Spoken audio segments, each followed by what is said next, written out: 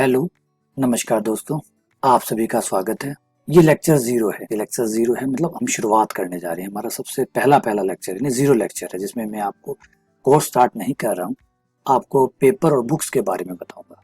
तो ये जो पूरा लेक्चर रहेगा, जिसे मैं ज़ीरो लेक्चर कह रहा हूँ, ये लेक्चर एमएससी मैथ्स जो फाइनल ईयर है उसकी पेपर और बुक्स की डिटेल्स के बारे में, कि हमारे जो एमएससी फाइनल है उसमें कौन कौन सी बुक्स है, कौन कौन से पेपर्स है, कौन से पेपर्स में कौन कौन सी बुक्स है, आपको कौन सी बुक्स पढ़नी चाहिए, एक्सेट्रा। ये सब के बारे में मैं इस पूरे लेक्चर में आपको बताऊंगा। तो चलिए स्टार्ट करते हैं इस लेक्चर को।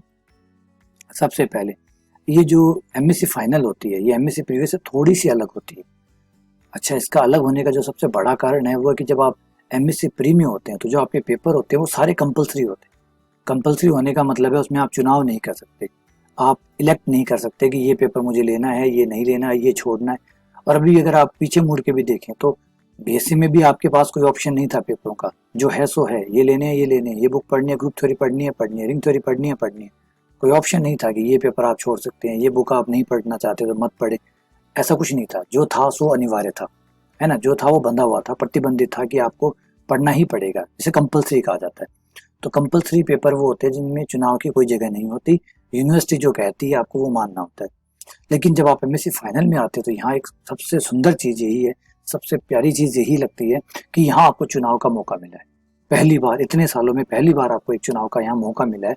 यहाँ आपके जो टोटल 5 पेपर होंगे, क्योंकि एमएससी में 5 पेपर ही होते हैं, एमएससी प्री में भी आपके 5 पेपर थे। हाँ, बुक्स उनमें कितनी भी हो सकती है, लेकिन पेपर तो 5 ही थे। तो 5 पेपर जो थे उनमें सारे कंपलसरी थे प्री में तो, लेकिन फाइनल में आपको पेपर को 2 भागों में बांटा गया। कंपलसरी पेपर जो कि अनिवार्य है, यूनिवर्सिटी ने तय किए हुए हैं, और दूसरे पेपर, बाकी पेपर जो है वो है ऑप्शनल पेपर, इलेक्टिव पेपर। वो पेपर जिनको आप चुनाव करेंगे, आप खुद तय करेंगे कि कौन से पेपर आप लेना चाहते हैं, कौन से आप नहीं लेना चाहते। तो एमएससी फाइनल को 2 भागों में डिवाइड किया जाता है। आप 2 पेपरों में डिवाइड कर सकते हैं, कंपलसरी पेपर और ऑप्शनल पेपर। ठीक है, कंपलसरी पेपर 2 हैं, जैसा कि स्क्रीन के ऊपर आप नजर आ रहा होगा, 2 पेपर है जो कि कंपलसरी है। बाकी 3 पेपर जो है वो ऑप्शनल है, इलेक्टिव है। जो आप इलेक्ट करेंगे, जो आप चूज करेंगे, जो आप चुनाव करेंगे, उसके हिसाब से आपके हिस्सा रहेंगे वो पेपर। तो कंपलसरी पेपर में 2 पेपर है। पहला नाम है फंक्शनल एनालिसिस एंड टोपोलॉजी। जैसा कि आपको दिख रहा होगा, एंड लगने के बाद ये 2 नाम बन रहे हैं, एक एंड से पहले, एक एंड के बाद है। फंक्शनल एनालिसिस ये एक है, टोपोलॉजी एक और है। ये 2 चीजें, 2 मिला के ये पूरा पेपर बनता है, functional analysis and topology. Second compulsory paper है कॉन्टिनम मैकेनिक्स। कॉन्टिनम मैकेनिक्स नया नया नाम लग रहा होगा, लेकिन मैकेनिक्स जो नाम है वो थोड़ा सा आपको फिजिक्स की याद दिला रहा होगा, लेकिन थोड़ा काफी अलग चीजें के बारे में पढ़ेंगे इसके अंदर। हाँ, अच्छी बात यह है कि कुछ नया सीखेंगे। तो सबसे एक्साइटेड चीज तो यही होती है जब आप नए क्लास में आते हैं तो कुछ नया सीखने को मिलेगा, कुछ नया जानने को मिलेगा, कुछ ऐसा मिलेगा, ऐसा कुछ होगा जो आपके दिमाग को और बढ़ाएगा, आपकी सोच को, आपको समझ को और आगे तक ले जाएगा। तो ये तो ऑब्वियसली बात होती है कि जब भी आप नए क्लास में आते हैं तो सबसे चीज जो आपको सबसे ज्यादा अच्छी लगती है वो यही होती है कि नई नई चीजें आप सीखेंगे। अब आप नई नई चीजें सीखने वाले, तो ये हमारा पहला पार्ट है। तो कंपलसरी पेपर में 2 चीजें होंगी, functional analysis and topology first paper है ये, ठीक है। कॉन्टिनम मैकेनिक्स सेकंड पेपर है। दोनों ही पेपर अनिवार्य, इसमें कोई छूट नहीं है। तो यहाँ तक तो हमारा चुनाव है ही नहीं। इसके बाद आ जाते हैं कंपलसरी पेपर। कंपलसरी पेपर जो है फर्स्ट और सेकंड के बारे में मैं आपको भी जो बता रहा था उसी के बारे में थोड़ा सा और डिटेल बता देता हूँ। कंपलसरी पेपर में जो पहली बुक है, जैसा कि उसमें नाम था फंक्शनल एंड टोपोलॉजी, मैंने आपको कहा था कि एंड लगाने के बाद 2 भाग बन रहे हैं, तो 2 भाग बन रहे हैं। तो एक बुक फंक्शनल एनालिसिस है, ये बुक इसके साथ है। कंपलसरी पेपर फर्स्ट चल रहा है, कंपलसरी पेपर फर्स्ट की पहली बुक है फंक्शनल एनालिसिस। ये मैंने नवकार पब्लिकेशन की बुक लिखी है, इसमें डॉक्टर टीएस नाहर इसके राइटर हैं। उसके बाद जो उसके साथ वाली बुक है, शॉर्ट था, उसमें नाम था फंक्शनल एनालिसिस एंड टोपोलॉजी, तो ये दूसरा पेपर है टोपोलॉजी, इसके साथ मिक्स है। ये दोनों किताबें मिलाकर आपका पूरा पेपर बनाएंगे, पेपर फर्स्ट। अब जब 2 किताबें एक पेपर में आती है तो पेपर के यूनिट तो 5 ही रहते हैं, पेपर के यूनिट तो 5 ही है। तो फिर कोई बुक कुछ यूनिट रखेगी, कोई बुक बचे हुए यूनिट करेगी। तो फंक्शनल एनालिसिस जो बुक है, फंक्शनल एनालिसिस ये वाली जो बुक है, ये बुक 3 यूनिट कवर करती है। जो सिलेबस है उस सिलेबस के 3 यूनिट आपके फंक्शनल एनालिसिस के और 2 यूनिट आपके टोपोलॉजी के। यहाँ मैंने टोपोलॉजी वाली जो बुक है वो जेम्स आर मुनक्रीज की बुक लिखी है मैंने। आप चाहें तो यहाँ पे नवकार पब्लिकेशन की भी टोपोलॉजी की बुक आती है, वो ले सकते हैं। तो फंक्शन एनालिसिस, क्योंकि हम अधिकतर नवकार पब्लिकेशन की बुक्स कवर हो जाती है सब कुछ, हमारा जो सिलेबस है एमजीएस यूनिवर्सिटी का जो सिलेबस है वो कवर कर लेती है नवकार पब्लिकेशन की बुक।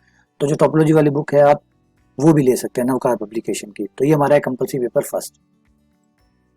उसके बाद कंपल्सरी पेपर सेकंड पे आते हैं। कंपल्सरी पेपर सेकंड जो है उसमें कंटेनर मैकेनिक्स, एक ही बुक है, दूसरी कोई बुक नहीं है, एक ही बुक है, पांचों यूनिट कवर करेगी, पांचों के पांचों यूनिट एक बुक के अंदर है ना। तो यूनिट तो 5 ही रहने हैं, उसको चाहे आप 3 बुकों में बांटे चाहे 2 बुकों में बांटे, मैंने पहले कहा था यूनिट तो 5 ही है। अब उसको आप 3 बुक के डाल दीजिए, 5 बुक के भी डाल सकते हैं एक पेपर में, हर बुक ये यूनिट कवर कर रही है तो 5 बुक होंगी, तो उससे कोई फर्क नहीं पड़ता है। आप एक बुक के 5 यूनिट पढ़ाइए चाहे 5 बुक के 1 यूनिट पढ़ाइए, पढ़ाने तो आपको 5 यूनिट ही है।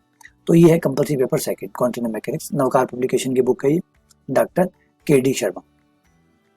चलिए अब आगे बढ़ते हैं, इंटरेस्टिंग पार्ट पे बढ़ते हैं। अगला जो पार्ट है वो है ऑप्शनल पेपर, जो सबसे शानदार पार्ट है इसका, एमएससी फाइनल का सबसे खूबसूरत चीज है ये ऑप्शनल पेपर। अब यहाँ आपका आपकी मर्जी से आपका चुनाव करेंगे आप, जो आप पढ़ना चाहते हैं, जो आपको पसंद है। 3 पेपर आपको छूट दी गई है, 3 पेपर वो है जो वो आप लेना चाहते हैं। अब आप सोचिए कि अगर आपको करियर में आगे बढ़ना है तो आपको कौन से पेपर आपकी मदद कर सकते हैं, कौन सी ऐसी चीज है जो आपको पढ़ने में मजा आता है, कौन सी ऐसी चीज है गणित की, ऐसे कौन सी चीज है जो आप पढ़ना चाहते हैं, कौन सी ऐसी चीज है एमएससी प्री की जिसे आप एमएससी फाइनल में भी आगे बढ़ाना चाहते हैं, कौन सी ऐसी चीज है जिसको आप बहुत लंबे टाइम तक अपने साथ रखेंगे। इलेक्टिव पेपर है, याद रहे ये पेपर बहुत इंपॉर्टेंट होते हैं।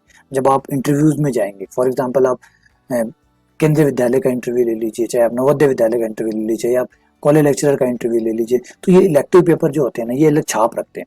इलेक्टिव पेपर, क्योंकि इससे पहले तो सब कंपल्सरी था। इलेक्टिव पेपर का मतलब है आपको चुनाव का मौका दिए, और आपने चुनाव किया, इसका मतलब आपने पसंद से चुनाव किया होगा। अगर आप किसी आइसक्रीम पार्लर पे जाके आइसक्रीम मांगते हैं और एक पर्टिकुलर आइसक्रीम मांग रहे हैं, इसका मतलब आपको पसंद है, तभी तो आपने वही मांगी। तो ये इलेक्टिव पेपर जो है, कंपल्सरी पेपर आपकी पसंद को नहीं दिखाते, वो तो यूनिवर्सिटी का दिखाते, यूनिवर्सिटी ने कहा था इसलिए ले रहे हैं आप। इलेक्टिव पेपर है वो आपकी छाप छोड़ते हैं, जो भी आप इलेक्ट कर रहे हैं, जो आप चुनाव कर रहे हैं, इसका मतलब ये आपको बहुत पसंद है।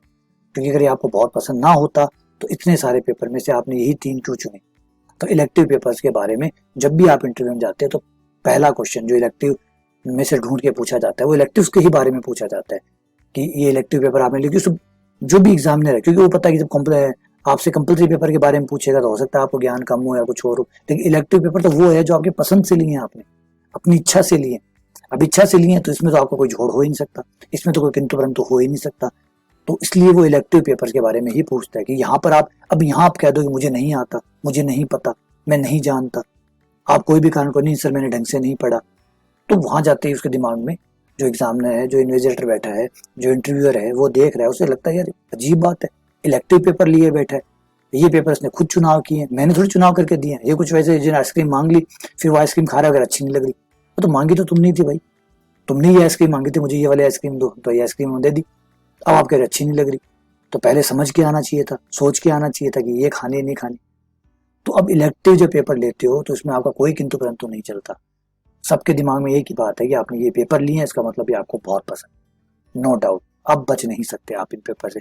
इन पेपर में अगर कोई सवाल पूछेगा, इन पेपर से रिलेटेड कोई बात अगर आपसे पूछेगा और आप बचने की कोशिश करते हैं, इसका मतलब है कि आप चुनाव करते टाइम पर ढंग से नहीं करते हैं, आप में चुनाव करने की क्षमता सही नहीं है, तो वो आपकी गलती मानी जाएगी।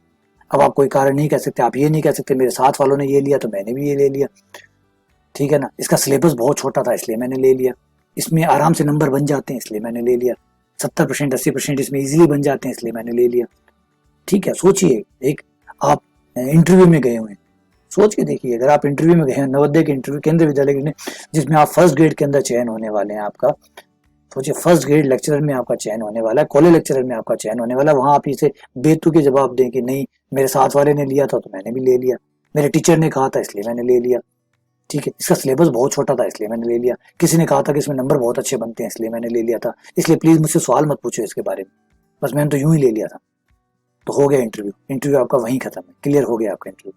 तो समझिए इस बात को। तो ऑप्शनल पेपर का चुनाव बहुत जरूरी है, बहुत सोच समझ के होता है। कई बार मुझे बच्चे कहते हैं सर आप बताओ क्या लेना चाहिए, आप बताओ क्या लेना, अरे मैं बताऊंगा तो कल मुझे आप बाद में गालियां निकालेंगे, जब इंटरव्यू में बैठेंगे तो मुझे गालियां निकालेंगे, सर ने कहा था इसलिए हमने ले लिया, फिर आप उसको ये बताओगे कि सर ने कहा था इसलिए हमने ले लिया। इसलिए दूर तक दिखा रहा हूँ आपको, लास्ट तक की लाइन में दिखाने की कोशिश कर रहा हूँ आपकी कि इलेक्टिव पेपर आपके जीवन में कितनी बड़ी छाप छोड़ने वाले। आपसे कोई ये भी पूछेगा, जब आप एमएससी कर लेंगे तो आपके साथ वाले लोग, आपके जो कॉलेज में जब आप किसी पढ़ाने जाते हैं, प्राइवेट कॉलेज में अगर आप पढ़ाने जाते हैं तो वहां भी अधिकतर क्वेश्चन होगा, यही कारण पूछा जाता है कि सर आपके इलेक्टिव में क्या थे, आपने इलेक्टिव में क्या लिया था, इसका मतलब वो ये मान के चलता है कि जो इलेक्टिव में आपने लिया था कम से कम वो तो आप पढ़ा ही सकते हैं, वो तो आपको पढ़ाना आता ही होगा, क्योंकि वो तो आपकी पसंद के हैं। हर कोई पसंद ही मान के चलेगा। सोच के देखिए, आप अगर मान लीजिए किसी होटल में बैठे हैं और अगर आप कोई स्पेशल डिश को मंगवाते हैं, तो वहाँ वेटर क्या मानेगा, वहाँ पे जो लोग बैठे होंगे वो क्या मानेंगे, वो तो ये तो मानेंगे कि आपको पसंद है इसलिए मंगवा रहे हैं आप, सीधा सीधा आपकी पसंद से जुड़ा हुआ है। अब आप पसंद नहीं है तो उसके लिए कोई जगह नहीं है। इसलिए सोच समझ के चुनाव करें, टाइम लें, टाइम है अभी आपके पास, सोचिए समझिए फिर बात करें। मैं आपको बता देता हूँ कि आपके पास ऑप्शन में कौन कौन से, थोड़ा थोड़ा आपकी इसकी डिटेल में मैं आपको बताऊंगा ताकि आपको ज़्यादा अच्छा समझ में आ जाए। सबसे पहला पेपर, ऑप्शनल पेपर की मैं लिस्ट खोल रहा हूँ पूरी, 1 बाय 1 करके मैं सारे पेपर के नाम बताऊंगा, सारे पेपर के बारे में थोड़ी डिटेल भी दूंगा ताकि आपको चुनाव करने में आसानी हो। तो ये लेक्चर जो है ये इस बात पे भी ज़्यादा फोकस है कि आपको चुनाव करने में थोड़ी सी मैं मदद कर सकूँ, लेकिन आपका चुनाव मैं नहीं करूँगा, आपका चुनाव मैं नहीं करूँगा, आपका चुनाव आपको करना है, बस मैं आपकी मदद करने के लिए तैयार। मैं आपको थोड़ा सा इनका इंट्रोडक्शन दे दूंगा ताकि आप चुनाव कर सकेंगे ये आपको पसंद है या नहीं है।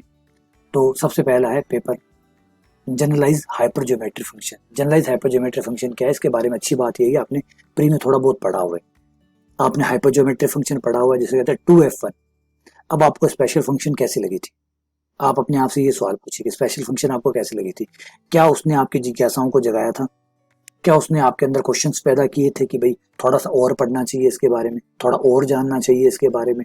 क्यों नहीं है 2f1 बना हुआ है, 2f1 का मतलब था कि 2 पैरामीटर ऊपर है 1 पैरामीटर नीचे, तो क्या ऐसा नहीं हो सकता कि 3 पैरामीटर ऊपर हो 2 पैरामीटर नीचे हो, ऐसा हो तो क्या हो, ऊपर 4 हो नीचे 3 हो तो क्या हो। तो ये क्या आपके अंदर ये जिज्ञासा पैदा कर रहा था वो सब्जेक्ट, अगर वो जिज्ञासा पैदा कर रहा था तो फाइनल ईयर में आपको लेना चाहिए जनरलाइज हाइपरज्योमेट्री फंक्शन, क्योंकि ये उन सारे क्वेश्चनों के जवाब देगा। ये आपको बताएगा कि जो ऊपर 4 नीचे 3 हो, या ऊपर 6 नीचे 5 हो, या 5 हो बराबर हो, तो ऐसा होने पर क्या होता, ऐसा होने पर वो फंक्शन कैसे काम करता होगा, कौन सी शर्तें उस पर काम करती होगी, कैसे उस पर नई नई थ्योरम आप डेवलप कर सकते हैं, और ऐसा पढ़ने के बाद आप सही नतीजे पर पहुंच सकेंगे क्या अब मैं इसे आगे बढ़ा सकता हूँ, क्या इस जनरलाइज हाइपरज्योमेट्री फंक्शन को जब आप पढ़ लेंगे, क्योंकि मेन लक्ष्य तो आपका यही है कि आप जो पढ़ रहे हैं उसे आपको एक कदम और आगे बढ़ाना है। आप जिस किताब से पढ़ रहे हैं उस किताब में आगे जाके आपको 10-20 पन्ने और जोड़ने, ऐसे जोड़ने जो आपके नाम पे, समझ रहे हैं। हमारे पढ़ने का मकसद यही तो है, सीखने का मकसद यही तो है कि हम जो नॉलेज जितनी हम एक्वायर कर रहे हैं उस एक्वायर नॉलेज से हम कुछ और एक्स्ट्रा उसे एक्सटेंड करें, उसे बढ़ाएं। तो जिस किताब में 200 पेजेस हैं उस 200 पेजेस में आगे जाके 210 पेजेस हमें करने, उसके 10 पेजेस हमें और बढ़ाने, यही मकसद होता है। कुछ बनाना, कुछ करना, कुछ इनोवेट करना, कुछ रिसर्च करना, कुछ नया खोज के बताना। फिर पढ़ने का मकसद क्या है, अगर आप किसी बुक को पढ़ रहे हैं और वो बुक जो 10-20 सालों से छपी पड़ी है, उसका सारा सॉल्यूशन है, वो चीजें सारी खोजी जा चुकी है, फिर आप क्यों पढ़ रहे हो उसे, क्या आपको इसलिए पढ़ाया जा रहा है कि आप रट्टा मार लो उसके, रट्टा मार के बस पास हो जाओ, नहीं, इसलिए नहीं पढ़ाया जाता। आपको इसलिए पढ़ाया जाता है कि आप उसे सीखें, उसे समझें और उसे आगे बढ़ाएं, उस चीज को एक कदम और आगे बढ़ाएं। समझ रहे बात। अब अगर सोच के देखिए जो चीजें हो चुकी है उन्हें व्युत्पन्न करने का क्या मकसद है। अगर आज आप बैठ के आग का आविष्कार करें कि मैंने आग का आविष्कार कर लिया, तो लोग आपको क्या बताएंगे, समझदार, जीनियस या बेवकूफ। आप जैसे बाहर जाके कहेंगे मैंने आग का आविष्कार कर लिया, तो वो क्या कहेगा, आग का आविष्कार तो हजारों साल पहले हो चुका, तूने क्या किया। तो तूने क्या किया ये जो शब्द है इसका मतलब वो पूछ रहा है कि नया क्या किया। तो हमारे पढ़ने का मकसद ही है कुछ नया कर। तो आप जो कुछ भी पढ़ रहे होते ये सब कुछ, ये 20 साल पहले जो एमएससी कर रहा था वो भी ये किताबें पढ़ रहा था, ये किताबें उसमें भी ऐसी थी, और जिसने किताब छापी थी, छापी है इसका मतलब वो चीजें पहले से खोजी जा चुकी तभी तो वो छाप रहे हैं।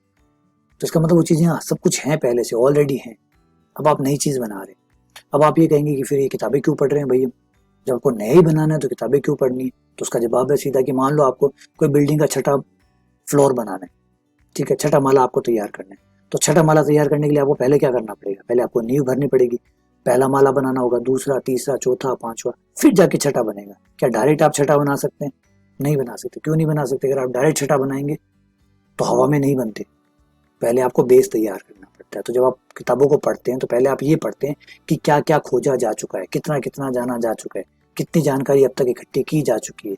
फिर आप ढूंढते हैं कि अब क्या कमी रहेगी, कहाँ कहाँ जगह खाली है जिसको मैं आगे बढ़ा सकता हूँ। यही कहलाता है रिसर्च, यही कहलाता है अनुसंधान, यही कहलाता है नया खोज करना, इन्वेंशन करना, डिस्कवरी करना, कुछ नया करना, कुछ बड़ा करना। तो ये पेपर इसके बारे में है, जनरलाइज हाइपोज्योमेट्रिक फंक्शन। हाइपोज्योमेट्रिक फंक्शन को एक कदम आगे बढ़ाता है। अब एक एक कदम आगे बढ़ाएगा तो आप पकड़ पाएंगे कि देखो इससे ये बना, तो क्या मैं इसको और आगे बढ़ा सकता हूँ, उसके बारे में रहेगा ये। तो ये आपका फर्स्ट इलेक्टिव पेपर या ऑप्शनल पेपर हो गया अगर आप लेते हैं तो। उसके बाद में सेकंड पेपर होता है एडवांस डिस्क्रीट मैथमेटिक्स। बड़ा जबरदस्त पेपर है, बहुत जबरदस्त पेपर है एडवांस डिस्क्रीट मैथमेटिक्स। ये बहुत चीज़ों के बारे में, ऐसी ऐसी चीज़ों के बारे में, ये अधिकतर लोग क्या होते हैं मैथ्स को लेके बैठ के, उनके लिए दिमाग में आता है कि मैथ्स जो है वो खाली जोड़ बाकी गुणा भाग का काम है। बिल्कुल नहीं है। मैथ्स तो दुनिया के हर फील्ड में है। अभी जस्ट हाल फिलहाल के अंदर मैं अभी अपने जो एमएससी प्री वाले स्टूडेंट है उनसे बात भी कर रहा था, एक कॉन्फ्रेंस हो रही है जिसमें गॉड के ऊपर थी, गॉड एंड रिलीजन के ऊपर थी, लॉजिक्स एंड रिलीजन, जो बीएचयू हो रही है, आईआईटी बीएचयू के अंदर कॉन्फ्रेंस हो रही है। ये जो है वो थर्ड वर्ल्ड कॉन्फ्रेंस है जिसके अंदर दुनिया भर से अच्छे अच्छे लोग, अच्छे बुद्धिजीवी लोग जो है वो वहाँ इकट्ठा होंगे और लॉजिक देंगे भगवान के लिए, रिलीजन के लिए, कि रिलीजन का होना या नहीं होना, भगवान का होना नहीं होना, उसको तार्किक रूप से समझाना। तो आप देखिएगा वहाँ पे बहुत से लोग इक्वेशन के थ्रू, बहुत से लोग मैथमेटिक्स का इस्तेमाल करते हुए गॉड के एग्जिस्टेंस को, गॉड के अस्तित्व के बारे में बताएंगे, रिलीजन का महत्व समझाएंगे। तो आप देखिएगा कि मैथ्स कहाँ काम कर रही है। अच्छा, एडवांस मैथमेटिक्स में आप समझेंगे कि मशीनें कैसे बनती है। जब आप किसी ऑटोमेटिक मशीन के बारे में बात करते हैं, अपनी वॉशिंग मशीन के बारे में बात करते हैं, ऑटोमेटिक अगर वॉशिंग मशीन है तो कैसे काम कर रही है, अगर ऑटोमेटिक कोई चीज़ आपके घर में तो कैसे काम कर रही है, उसमें मैथमेटिक्स कैसे काम कर रही है, इस बुक में आपको पढ़ेंगे। आप पढ़ेंगे फाइनाइट स्टेट ऑटोमेटा, आप एफएसएम बनाएंगे, फाइनाइट स्टेट मशीन्स बनाएंगे इसके अंदर की मैथ्स कैसे इस्तेमाल करती है। अच्छा, इसके अंदर आप ये और सीखेंगे किसी लैंग्वेज को, अगर मान लो सपोज कीजिए मुझे हिंदी आती है, राजस्थानी आती है, ये भाषाएं आती है, मैं एक नई भाषा और बनाना चाहूँ दुनिया में जो पहले से कहीं है ही नहीं, मैं एक नई भाषा को बनाना चाहूँ तो मुझे क्या करना होगा? सोचिए थोड़ा सा। अगर मुझे कोई नई भाषा बनानी तो मुझे क्या करना होगा? तो सीधा जवाब आएगा, पहले पुरानी भाषाओं को समझिए, जो पुरानी भाषाएं हैं उन्हें देखिए, उनके क्रमित विकास को देखिए, वो कैसे बढ़ी, कैसे वो सीखी गई, कैसे वो तैयार हुई। क्योंकि जब पुरानी चीज़ों को देखेंगे तभी तो आप नई चीज़ बना पाएंगे। फिर देखिए वो भाषाएं कैसे डेवलप हुई है, फिर आप समझेंगे कि नई भाषा कैसे डेवलप होगी। तो हम यहाँ देखेंगे मैथमेटिक्स का इस्तेमाल हम कैसे कर सकते हैं किसी नई भाषा को बनाने के लिए, तो ये इसके बारे में है। फिर हम पढ़ेंगे बूलियन अलजेब्रा इसके अंदर। फिर हम लॉजिक्स पढ़ेंगे, लॉजिक्स पढ़ेंगे, जैसे लॉजिक्स में बुक जो होगा उसमें लॉजिक होगा। लॉजिक कैसे? जैसे मान लीजिए आपने अपना ये नियम बनाया कि जब भी बारिश होगी मैं छाता लेके निकलूंगा। ये जो लॉजिक है कि जब भी बारिश होगी, जब बारिश होगी मैं छाता लेके निकलूंगा। अब इसे लॉजिकली इस फ्रेमवर्क को समझेंगे कि क्या होगा। इसका मतलब ये हुआ कि अगर क्या बारिश होगी तब आप छाता लेके निकलेंगे, या छाता लेके निकले हैं इसका मतलब बारिश हो रही है। इस चीज को घुमा फिरा के हर तरीके से समझेंगे, कहाँ तक कब कभी ये सही है, कब कभी ये गलत है। इसमें बहुत डिटेल में बहुत लॉजिक समझेंगे, बहुत मजा आता है इस बुक को पढ़ने में। ये अलग टाइप की है, ये भी गजब है। हर बुक का जी हर देखिए अपने हिसाब से अलग है। किसी को आप इतने सारी जो डिशेज होती है, इतने सारा जो खाने पीने का जो सामान मिलता है मार्केट में, क्या हर किसी को एक ही पसंद है? नहीं, हर किसी को अपनी अपनी पसंद है। तो इसलिए आप बांध नहीं सकते किसी लोगों को एक सोच के अंदर। अगला हमारा जो थर्ड पेपर है वो भाई लाजवाब, वो है मैकेनिक्स। गजब। अगर आपको फिजिक्स का बैकग्राउंड बहुत पसंद है, आप फिजिक्स को अगर मिस कर रहे हैं, क्योंकि फिजिक्स तो दुनिया है भाई, फिजिक्स तो दुनिया है, फिजिक्स से तो बाहर कुछ है ही नहीं। और एक साइंस वाले के लिए तो फिजिक्स क्या कहूँ, कुछ कहना ही मुश्किल है। फिजिक्स क्या है? पूरा दुनिया है फिजिक्स, ब्रह्मांड है, ये पूरा यूनिवर्स जो है ये पूरा मैकेनिक्स। आप इसके बारे में पढ़ें। मैकेनिक्स के बारे में तो आप क्या बताया जाए, कहाँ से शुरू? यांत्रिकी, यांत्रिकी और यांत्रिकी, ये बांधा ही नहीं जा सकता, बैरियर ही नहीं है इसके लिए। आपको एक छोटी सी चीज को आप अगर गिराते हैं तो वो कैसे नीचे गिरती है, वो कब नीचे पहुंचेगी, कितनी वो दूरी तय करेगी, कोई वस्तु कब हिलती है, कब ठहरती है, कब साम्यावस्था में आती है, ये सब बातें मैकेनिक्स। सब कुछ, बल, ठीक है ना, द्रव्यमान, वेग, संवेग, सब कुछ मैकेनिक्स। मैकेनिक्स के बारे में तो कहाँ से कहा जाए। आप खुद इसके पसंद नापसंद के बारे में तो आप खुद जानते हैं। आप देख लीजिए, फर्स्ट ईयर में पढ़ी है, 12वीं में पढ़ी है, 11वीं में पढ़ी है, आपने लगातार अभी 3 साल, फर्स्ट ईयर, 12वीं, 11वीं, तीनों साल आपने ये पढ़ी हो, तो आप इसके बारे में बताना नहीं है। तो देखिए, आप अपने पीछे मुड़ के देखिए कि आपको क्या वो पसंद थी, क्या वो आपकी जिज्ञासाओं को उठाती थी। तो ये पेपर आपके लिए। अगला पेपर भाई है एक बहुत प्यारा पेपर है, बहुत ही प्यारा पेपर भाई, बहुत गजब पेपर, मेरा शानदार paper, fluid dynamics. Fluid dynamics क्या है समझिए ध्यान से, कि चाहे पानी का जहाज हो और चाहे हवा में उड़ने वाला जहाज, सबको विरोध झेलना ही पड़ता है। पानी वाले जहाज को पानी का विरोध झेलना पड़ता है, हवा में उड़ने वाले जहाज को हवा का विरोध समझना। आपके तूफान आते हैं, क्या है वो? हवा। आपकी बाढ़ क्या है? वही पानी है। जब बाढ़ आती है तो क्या है? वो पानी है। जब भूकंप जब तूफान आता है तो वो क्या है, वो हवा के बड़े भयंकर झोंके हैं। चक्रवात क्या है, पानी और हवा का मिक्स है। तो ये सब चीजें क्या है, ये पानी हवा फ्लूइड कहते हैं। तो जब आप दोनों को, इन दोनों को जब मिला लेते हैं तो फ्लूइड नाम आता है। फ्लूइड डायनेमिक्स समझाती है कि ये जो पानी है, ये जो हवा है, ये जो फ्लूइड है, ये किन नियमों की पालना करता है, किन नियमों की पालना करता है। बात को आप कहोगे फिर हम क्यों पढ़ रहे हैं इसके बारे में। भाई सोचिए, अगर एक घोड़ा है जो आपके कंट्रोल में है, नियंत्रण में है, आप उसे चलाना जानते हैं, उसे सहलाना जानते हैं, उसे मनाना जानते हैं, उसे कंट्रोल करना जानते हैं, तो सोचिए घोड़े की सवारी करना कितना मजेदार होगा, कितना इंटरेस्टिंग होगा। और वही सोचिए एक घोड़ा है जिसे आप बिल्कुल भी नहीं जानते, वो भी आपको नहीं जानता, फिर उस घोड़े पर अगर आप बैठ गए तो आपकी दुर्गति क्या होने वाली, अंदाजा लगा के देखिए, सोचिए, क्या वो आपको जिंदा छोड़ेगा? नहीं ना। तो इसका मतलब है कि जब आप किसी चीज के नियमों को समझ लेते हैं तो आप उस पर राज करने लगते हैं। तो फ्लूइड डायनेमिक्स जो है वो फ्लूइड के नियमों को समझाने का एक तरीका है। रिसर्च चल रही है अभी, अगर आप देखिए लेटेस्ट में, तो पिछले 20-25 सालों में फ्लूइड डायनेमिक्स में बहुत लोगों ने काम किया, क्योंकि फ्लूइड जो है वो हर जगह है। अमेरिका हर साल तूफान को झेलता है। तूफान के अलग अलग नाम रखे जाते हैं, कभी कैटरीना, कभी कुछ और, कभी कुछ और। रोक नहीं पा रहे हैं, सिर्फ झेल रहे हैं उनको। फिर जोड़ बाकी करते हैं, इतने लोग मर गए, इतना नुकसान हो गया, ये हो गया। बाढ़ है, हर साल दुनिया के हर देश में आती है, लगभग सभी देशों को झेलती है।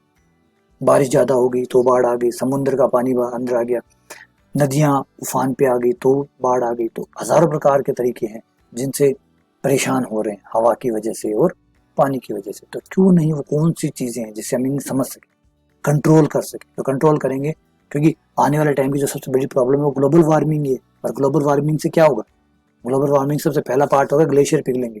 और जब ग्लेशियर पिघलेंगे तो समुद्र का जल स्तर बढ़ेगा, और समुद्र का जल स्तर बढ़ेगा तो वो जमीन के ऊपर पानी आ जाएगा, तो जमीन पानी के अंदर चली जाएगी। तो उस समय अगर हमें पानी का व्यवहार समझ में आता है, हमें समझ में आता है कि पानी पे विजय कैसे प्राप्त की जाए, हवा पे विजय कैसे प्राप्त की जाए, तो हमें इसे और गहराई से समझना होगा। तो ये है फ्लूइड डायनेमिक्स पेपर। गजब पेपर है, मैंने तो अल्टीमेट पेपर है। अगला है ऑपरेशन रिसर्च। ऑपरेशन रिसर्च भी जबरदस्त इसलिए, इसके बारे में तो आपने पढ़ा होगा अभी, बीएससी फाइनल ईयर में आपने पढ़ा है ऑपरेशन रिसर्च। आपने ट्रैवलिंग सेल्समैन प्रॉब्लम पढ़ी है, आपने ट्रांसपोर्टेशन प्रॉब्लम पढ़ी है, आपने असाइनमेंट प्रॉब्लम पढ़ी है, आपने सिंपलेक्स मेथड प्रॉब्लम पढ़ी है। सारी प्रॉब्लम में क्या था, कुछ दैनिक जीवन में आने वाली समस्याएं थी जिसको गणित की सहायता से सॉल्व किया जाता था। तो ऑपरेशन रिसर्च कुछ ऐसा ही है, आपके दैनिक जीवन में, आपके इंडस्ट्री में, आपके व्यापार में, बिजनेस में जो आने वाली समस्याएं होती है उसको मैथमेटिकली कैसे सॉल्व किया जाता है, ये ऑपरेशन रिसर्च है। और अनगिनत प्रॉब्लम है, नो डाउट अनगिनत प्रॉब्लम्स है ना। हर बिजनेसमैन को उठा के देखिए, किसी भी व्यापार को उठा के देखिए, चाहे आप सामान को लेके देखिए, हर कोई परेशान है। अब अगर किसी, मैं हूँ, मान मुझे सामान भिजवाना है कहीं पे, तो मेरी सबसे बड़ी प्रॉब्लम यही है कि सामान को पहले कहाँ भेजूँ, फिर कहाँ भेजूँ, फिर कहाँ भेजूँ, कितने आदमी मुझे चाहिए होंगे, कितने आदमी से मैं सारा काम अच्छी तरीके से कर सकता हूँ। आज आप ओला को ले लीजिए, ऊबर को ले लीजिए, अमेजोन को ले लीजिए। अब एक अमेजोन है, वो तमिलनाडु से पार्सल भेज रहे हैं एक आदमी के लिए, जिसमें वो डिलीवरी चार्ज ले नहीं रहा। 200 रुपये का सामान भी आप मंगवा रहे हैं, 100 का भी सामान मंगवा रहे हैं। अब 100 का सामान वो चेन्नई से यहाँ तक भेज रहे हैं। सोचिए अगर एक ट्रक करके भेजे तो अमेजोन कितना कमाएगा हमसे, सोचिए कितना नुकसान खाएगा। अगर आपके एक 100 रुपये के पार्सल को, जिसका वो डिलीवरी चार्ज भी नहीं ले रहा आपसे, वो अगर तमिलनाडु से वो ट्रक में डाल के भेज दिया आपके पास चूरू में, और आपके पास पहुंच रहे, तो काउंट कीजिए, ट्रक वाला कम से कम 50 से 60 हजार रुपये लेगा। और 50-60 हजार रुपये में जिसमें 100 रुपये का आपका सामान है, जिसमें अमेजोन ने मुश्किल से 2 रुपये या 3 रुपये कमाए होंगे, और 50 हजार के ट्रक के पैसे दे दिए, उसे कैसे मैनेज करता होगा वो। ये समझिए, ये सब कुछ ऑपरेशन रिसर्च। तो गजब पेपर है, देखिए, ये भी शानदार है। इसके बारे में तो आपको पता है, इसलिए मैं ज्यादा नहीं बता रहा। अगला पेपर है हमारा टॉपोलॉजी। अच्छा, अब आपको टॉपोलॉजी तो पहले भी थी, टॉपोलॉजी अब भी कैसे, भाई टॉपोलॉजी बहुत है, बहुत टॉपोलॉजी। अगर आप थोड़ा सा कभी विकीपीडिया के पेजेस को आप खोलते हो, देखते हो, तो आपको एक बहुत अच्छी चीज मिलेगी विकीपीडिया के पेज के ऊपर, कि आप देखेंगे कि हर चीज, परिभाषाएं जो है वो कहीं ना कहीं टॉपोलॉजी की भाषा में दी जा रही है। हर परिभाषा को टॉपोलॉजी में ले जाके दी जा रही है। क्यों दी जा रही है?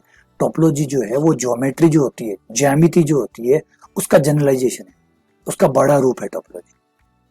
टॉपोलॉजी ज्यामिति, अब ज्यामिति तो हर जगह है, त्रिभुज हर जगह है, आयत हर जगह है, वर्ग हर जगह है, ज्यामिति तो हर जगह है। आज मेरा लैपटॉप है, वो भी एक ज्यामिति आकार है, तो हर चीज ज्यामिति आकार है। तो ज्यामिति का एक व्यापक रूप टॉपोलॉजी। तो टॉपोलॉजी इसका मतलब हर जगह होगी। तो टॉपोलॉजी जो है वो सब चीजों को कवर करती है।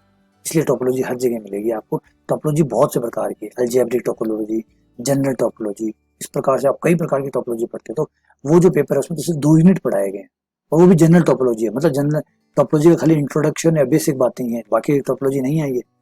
अभी आप अलजेब्रिक टोपोलॉजी बात करें या नंबरिकल टोपोलॉजी की बात करें, टोपोलॉजी की और पार्ट्स जो हैं और अलग अलग टाइप है उनकी बात करें तो वो कवर नहीं हो रहे। इसलिए ये पूरा पेपर टोपोलॉजी को डेडिकेट है। इस पूरे पेपर में टोपोलॉजी, फुल टोपोलॉजी डाली जाएगी, टोपोलॉजी की डिटेल डाली जाएगी इसके अंदर, 500 यूनिट टोपोलॉजी के होंगे। तो ये पहले आप वो टोपोलॉजी पढ़ लीजिए, फिर देखिए आपको कैसा लगेगा। अगला ये है mathematical theory of statics. Statics जो होती है इसके बारे में आपको पहले जानिए कि स्टैटिक्स क्या है। स्टैटिक्स देखिए आपने कभी नहीं पढ़ा, क्योंकि आपने छोटा कोई 10वीं क्लास में कोई माध्य, बहुलक, माध्यिका ये अगर निकाले तो बस इतनी स्टैटिक्स पढ़ी है। लेकिन याद रहे स्टैटिक्स बहुत बड़ा फील्ड है, बहुत बहुत बड़ा फील्ड है। अगर हम किसी सरकार की बात करें तो सरकार दिन रात आंकड़े इकट्ठे करती है। देखा होगा आपने, सरकार आंकड़े इकट्ठे, जैसे कोविड का चल रहा है अभी, तो कोविड के आंकड़े इकट्ठे कर रही है, कहाँ कितने पेशेंट मिले हैं, कितनी जल्दी ठीक हो गए, किस पे क्या रेट चल रहा है ना। जो शुरुआती दिन थे तो स्वास्थ्य मंत्रालय हर दिन आपको प्रेस कॉन्फ्रेंस करके बताता था कि हमारा रेट अब ये चल रहा है, हमारा रेट ये चल रहा है हमारे। तो यानी अगर हम बात करें, हर चीज आंकड़ों से चलती है, हर चीज में आंकड़े, सरकार को आंकड़े चाहिए। पढ़ाई के आंकड़े, कितने लोग पढ़ रहे हैं, कितने नहीं पढ़ रहे हैं, कितने लोग बेरोजगार है, कितने कमा रहे हैं, औसत आय कितनी है, ठीक है ना, कितने बेरोजगार है, कोई कमा रहा है तो कितना कमा रहा है, कितनी प्रतिशत भाग वो टैक्स चुका रहा है। आंकड़े आंकड़े आंकड़े, सिर्फ आंकड़े से। अब इतने सारे आंकड़े इकट्ठे तो हो गए। इसका एक छोटा सा एग्जांपल और मैं आपको अच्छे से बताता हूँ ताकि आप पकड़ पाएं कि कहानी कहाँ अटक रही है। एक सपोज कीजिए एक शर्ट बनाने की कंपनी, पीटर इंग्लैंड का नाम ले लीजिए। पीटर इंग्लैंड को पता कैसे चलता होगा कि उसे कौन से साइज का शर्ट बनाना, कौन से साइज की जो शर्ट है वो ज्यादा बनाने है, कौन से साइज के जो शर्ट है वो कम बनाने, कैसे पता लगता होगा? या ये काम करेगी हर साइज के बराबर शर्ट्स बना ले। लेकिन क्या सोचिए, अगर हर साइज के बराबर शर्ट्स बना लिए तो नुकसान होगा या फायदा होगा? सोचिए, क्या क्या क्या हर दुकान पर सेम साइज के शर्ट, एक ही साइज का शर्ट, सर क्या जो साइज के शर्ट है वो सब बराबर बराबर मात्रा में बिकते हैं? नहीं बिकते। पकड़ रहे हैं आप कहानी को? ये डिटेल अगर वो नहीं ले रही है कंपनी, तो कंपनी चाहे कितनी बढ़िया शर्ट निकाले घाटा होगा। क्यों? क्योंकि कुछ शर्ट उसके बाद बचने लग जाएंगे। वो जिस साइज के शर्ट 10 बनाने थे उस साइज के उसने 20 शर्ट बना दिए, तो 10 शर्ट तो बिक गए, बचे हुए 10 शर्ट उसके घर में रह गए। अब वो शर्ट को ना तो काट के छोटा कर सकता है, ना कुछ और कर सकता है, ना बड़ा बना सकता है, वो शर्ट बेकार जाएंगे। सोचे कितना नुकसान होगा। तो ये सब वो कहाँ से लाती है? फिर वही बात, आंकड़ों से। वो आंकड़े इकट्ठे करती है, वो आंकड़े ढूंढती है, वो अपनी दुकानों से आंकड़े कलेक्ट कर रही है, वो सर्वे करवाती है मार्केट, सर्वे से वो आंकड़ा इकट्ठा करती है। ओपिनियन पोल क्या है? सर्वे में क्या लिए जाते हैं? आंकड़े। कितने लोग, कौन से इलाके के कितने लोग क्या पसंद करते हैं, क्या नहीं पसंद करते हैं, उन आंकड़ों को इकट्ठा किया जाता है, फिर उनसे नतीजा निकाला जाता है। ये सब कुछ है स्टैटिक्स। ये सब कुछ स्टैटिक्स कहलाता है। कौन सी बाइक की कितनी डिमांड है, किस इलाके में कौन सी बाइक पसंद है। अब एक मान लीजिए, सपोज कीजिए मुझे बाइक बनानी, मैं बाइक कंपनी खोलना चाहता हूँ। मुझे कैसे पता चलेगा कि मुझे कौन सी बाइक बनानी? मैं क्या करूंगा? सबसे पहले एक सर्वे करवाऊंगा, एक लिमिटेड सर्वे कराऊंगा, क्योंकि 134 करोड़ लोगों की राय मैं नहीं ले सकता। अगर 134 करोड़ लोगों की मैंने राय ली तो मुझे 10 साल 20 साल लग जाएंगे। तब तक लोगों की राय चेंज हो चुकी, क्योंकि जिस आदमी ने पहले राय दी होगी उसकी राय पूरी बदल चुकी होगी तब तक। तो मुझे रियल टाइम में ही राय चाहिए। मतलब एक आदमी जो है वो 2 महीने 3 महीने में राय चेंज कर लेता है। अगर 2-3 महीने में वो प्रोडक्ट उसके पास नहीं पहुंचा तो क्या हो सकता है कि कल वो दूसरी राय में चला जाए। मैं प्रोडक्ट बना के उसके लिए तैयार करूँ, इतने में तो उसने राय चेंज कर ली, भाई अब तो नहीं चाहिए। तो समझे कितना मुश्किल होता है सब कुछ। ये सारे आंकड़े, सारी चीजें कौन प्रोवाइड कराता है? वो है स्टैटिक्स। तो बहुत गजब ब्रांच है भाई, बहुत। इसके लिए तो भारत सरकार के पास बहुत पोस्ट है, बहुत सारी पोस्ट है। एएसओ की पोस्ट है, ठीक है, ये ढेर सारी पोस्ट है। अभी हाल फिलहाल में एएसओ की पोस्ट निकली हुई है, ऑफिसर पोस्ट है स्टैटिक्स की। स्टैटिक्स का पूरा एक डिपार्टमेंट है भारत सरकार के पास, और हर राज्य सरकार के पास स्टैटिक्स का ही डिपार्टमेंट होता है जो आंकड़ों का ही काम करता है। तो इसके लिए भी गवर्नमेंट जॉब बहुत होते हैं इस पेपर के लिए। और खाली जो वैकेंसीज आती है उसमें स्टैटिक्स का ही एक पेपर होता है, सिंगल पेपर। तो जब मैथ्स को कहा जाता है तो मैथ्स एंड स्टैटिक्स कहा जाता है, क्योंकि मैथ्स तो है सो ही प्लस स्टैटिक्स, दोनों मिला के पूरी एक होती। चलिए अगले पेपर के बारे में बताता हूँ मैं आपको। अगला पेपर है कंप्यूटर एप्लीकेशन। जैसे तो समय कंप्यूटर का ही चल रहा है, तो कंप्यूटर एप्लीकेशन पेपर जो है वो बेसिक्स है, कुछ इसमें बेसिक डाले गए हैं। इसमें C++ लैंग्वेज आपको पढ़ाई जाएगी, इसमें आपको कंप्यूटर का बेसिक बताया जाएगा, कंप्यूटर की प्रोग्रेस बताई जाएगी, डेवलपमेंट बताया जाएगा, कैसे कैसे आया, कंप्यूटर के पार्ट्स के बारे में आपको बताया जाएगा, सॉफ्टवेयर के आप बारे में आपको बताया जाएगा, ये बेसिक बातें आपको बताई जाएगी। तो ये पेपर बेसिक के बारे में, ज़्यादा कुछ नहीं है, क्योंकि आप कोई कंप्यूटर इंजीनियर नहीं है, आप कोई कंप्यूटर साइंस पढ़ने वाले स्टूडेंट नहीं है, आप मैथ्स के स्टूडेंट है। तो आपको जो बेसिक कंप्यूटर जितना ज़रूरी है, एक लैंग्वेज होनी चाहिए उतना, और एक बेसिक जो कंप्यूटर को होना चाहिए, जो कंप्यूटर की जानकारी आपको होनी चाहिए, वो आपको ये प्रोवाइड कराता है कंप्यूटर एप्लीकेशन। लेकिन ये जो पेपर है ये सिर्फ रेगुलर स्टूडेंट को ही मिलता है, प्राइवेट स्टूडेंट को ये पेपर नहीं मिलता। तो देख लीजिए, अगर ये आपको बेसिक नॉलेज पहले से ही है, आपको कंप्यूटर की बेसिक नॉलेज आपको पहले से ही है, आप कंप्यूटर के बारे में पहले से ही बहुत कुछ जानते हैं, तो ये पेपर आपके काम का नहीं है, क्योंकि ये आप जानते ही हैं, तो फिर आप यूज़ करने का क्या फ़ायदा, फिर तो ये बेकार हो जाएगा। तो अगला पेपर जो है वो है रिलेटिविटी एंड कॉस्मोलॉजी। अब भाई रिलेटिविटी के बारे में तो मैं क्या बताऊँ, आप कहाँ से बताना शुरू करूँ। अगर आपको फिजिक्स जो है वो परेशान करती है, आपको रात को जो तारे हैं वो जब टिमटिमाते हैं, जब वो आपने देखते हैं, तो वो आपको किसी क्वेश्चंस में डाल देते हैं, आपको आश्चर्य में डाल देते हैं, आपको परेशान करते हैं। अगर ये चीज़ें आपके दिमाग में चलती है, जैसे मुझे परेशान करती है, मुझे ब्रह्मांड बहुत परेशान करता है, मुझे लगता है कि इतने बड़े ब्रह्मांड इस ग्रैंड साइज के अंदर हम कहाँ है, क्यों है। अगर ये झूठी सूठी बात इधर उधर की सुनता रहा हूँ तो बात अलग है, अगर खुद के दिमाग लगा के जब बात करता हूँ तो लगता है कि यार बहुत बड़े बड़े क्वेश्चन हैं जो टिके पड़े हैं। कि पहला बड़ा क्वेश्चन तो यही है, मैं यहाँ क्यों। अगर नहीं जानना चाहता तब तो मेरी ज़िंदगी आरामदायक है, लेकिन जब जानने की कोशिश करता हूँ तो सिर दिमाग सब घूमने लग जाता है कि भाई क्यों है इस ब्रह्मांड में, इतने ग्रैंड साइज में हम कहाँ फंस गए, कहाँ आ गए, क्यों बनाया गया हमें, किस लिए हम यहाँ आए।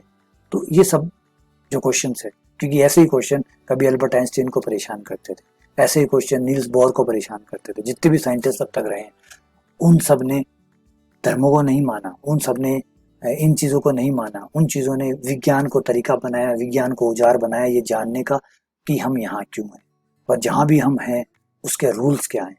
अगर हम यहाँ हैं, इस क्वेश्चन को मैं अगर छोड़ देता हूँ कि हम यहाँ क्यों हैं, मैं इस क्वेश्चन को खत्म कर रहा हूँ, इस क्वेश्चन पे बात नहीं कर रहा कि हम क्यों हैं। चलिए क्यों हैं वो अलग बात है, अगर हम यहाँ है भी तो इसके रूल्स क्या हैं, जिस ग्रह पे हम बैठे हैं उसके रूल्स क्या है। अब जैसे आप भारत में हैं तो भारत सरकार के नियम मानते नहीं मानेंगे तो आपको सजा मिलेगी, मानेंगे तो आप ढंग से जीवन यापन कर पाएंगे। दूसरे देश में जाएंगे तो वहाँ के नियम मानने पड़ेंगे। तो जब आप जिस गोले के ऊपर रहते हैं, जिस पृथ्वी नामक गोले पे आप रहते हैं, तो वहाँ के भी तो कुछ रूल होते होंगे, यहाँ के भी तो कुछ रूल होते हैं। जब यहाँ के कुछ रूल होते हैं तो वो रूल है क्या, वो कौन से रूल है, ये समझना। ये रिलेटिविटी एंड कॉस्मोलॉजी, कॉस्मोलॉजी के बारे में, ब्रह्मांड के बारे में। तो ये भी गजब है, अल्टीमेट पेपर है, देखिएगा इसको भी। अच्छा फाइनली थैंक यू, ये सारे पेपर थे जो मैंने आपको सारा डिटेल दे दिया है, और उम्मीद करता हूँ कि आपको ये सारी बातें समझ में आ गई होगी। फिर भी अगर आपके छोटे मोटे डाउट्स हैं इसको लेके तो आप मुझसे साझा कर सकते हैं, मुझे बता सकते हैं, मैं आपकी थोड़ी और मदद कर दूंगा चुनाव करने में। लेकिन फाइनली जो चुनाव होगा वो सिर्फ आपका होगा, इसमें मेरा कोई रोल नहीं रह सकता, ना होना भी नहीं चाहिए भाई। आपके लिए मैं आइसक्रीम चूज करके बताऊं, आपके लिए खाना मैं चूज करके बताऊं, आपके लिए मैं ड्रेस चूज करके बताऊं, आपके जूते मैं चूज करके बताऊं, तो सोचिए फिर आपका होने नहीं होने का क्या सेंस हो। आपका खुद का चुनाव है, आप अपने आप को आपसे ज्यादा बेहतर कोई नहीं जानता, इसलिए अपने आप के साथ टाइम दीजिए, समझिए। मैंने आपको जितनी डिटेल देनी थी वो मैंने आपको दे दी। थोड़ी बहुत और मदद अगर आपको मेरी जरूरत है तो आप मुझसे पूछिए, मैं आपको और करूँगा। और बाकी आप इन चीज़ों को देखिए, डिसाइड करिए, फाइनल डिसीजन आपका होगा जो होगा। बाकी धन्यवाद, शुक्रिया। आगे फिर हम लेक्चर स्टार्ट करेंगे सीरीज को। कंपलसरी पेपर है उनको कंप्लीट करते, इतने में आप इलेक्टिव का डिसीजन ले लीजिएगा। कंपलसरी पेपर है उनका मैं वीडियो बनाना शुरू करूँगा। तो बाकी इलेक्टिव का तो डिसीजन है, अभी आपके पास टाइम है, कोई जल्दी नहीं है, आराम से डिसीजन ले लीजिएगा। धन्यवाद, शुक्रिया सुनने के लिए।